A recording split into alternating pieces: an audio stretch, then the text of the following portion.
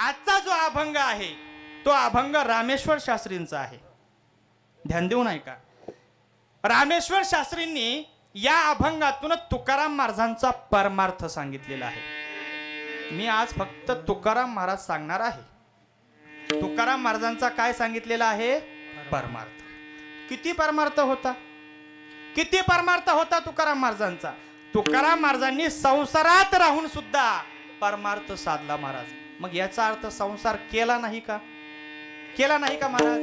केला. संसार संसार म्हणजे काय? मुलं बाळ, घर दार, इस्टेट, संपत्ती, धन दौलत, याला आपण संसार म्हणतो. याच्या पलीकडे संसार काय आहे? तुकाराम महाराजांनी सुद्धा संसार केला.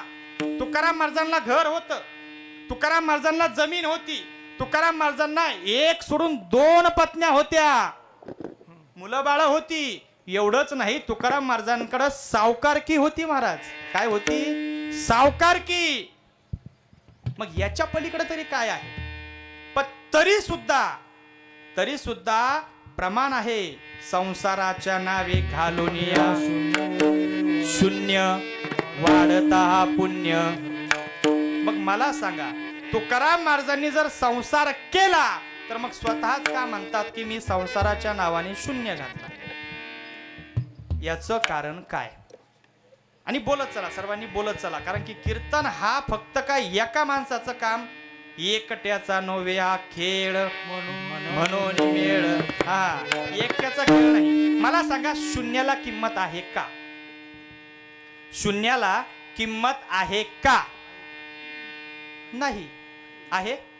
काय किंमत आहे शून्याला? बर, एकाच्या पुढे शून्य टाकला, किती किंमत झाली? 10. बरोबर. ध्यान देऊन ऐका. एकाच्या पुढे 1 शून्य टाकला, किंमत झाली 10. एकाच्या पुढे 2 शून्य टाकले, किंमत झाली.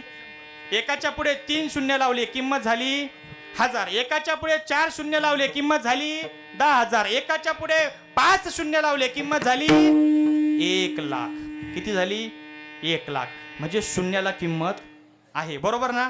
तुमचं म्हणणं शून्याला किंमत आहे. आता 1,00,000 ही संख्यामध्ये आपण लिहिली, एकाच्या पुढे 5 शून्य लावले. आता बारीक लक्ष द्या. त्या 1,00,000 संख्येमधले 5 शून्य मी काढून घेतले. तुमच्याकडे किती शिल्लक राहिले? का बरं? 1,00,000 कुठे गेले? 1,00,000 कुठे गेले? नाही. म्हणजे शून्याला किंमत, शून्याला किंमत नाही. शून्याला जर किंमत नाही तर एका पुढे 5 शून्य दिल्यानंतर त्या एकाचीच किंमत 1,00,000 होते. म्हणजे शून्याला सुद्धा किंमत. मग शून्याला किंमत आहे की नाही? आहे. कोणत्या तरी एकाच पार्टीतून बोला, नेमकी शून्याला किंमत आहे की नाही? तर त्याचं वर्म आहे महाराज. वर्म कळालं पाहिजे तर प्रश्न सुटतो. ध्यान देऊन ऐका. शून्य आहे संसार. शून्य काय आहे? संसार. एक आहे परमार्थ. एक काय आहे? परमार्थ. शून्य आहे संसार, एक आहे परमार्थ. एकाच्या जोडीला जर शून्य आला, ध्यान देऊन ऐका, एकाच्या जोडीला जर शून्य आला तर संसार उच्च कोटीचा होतो.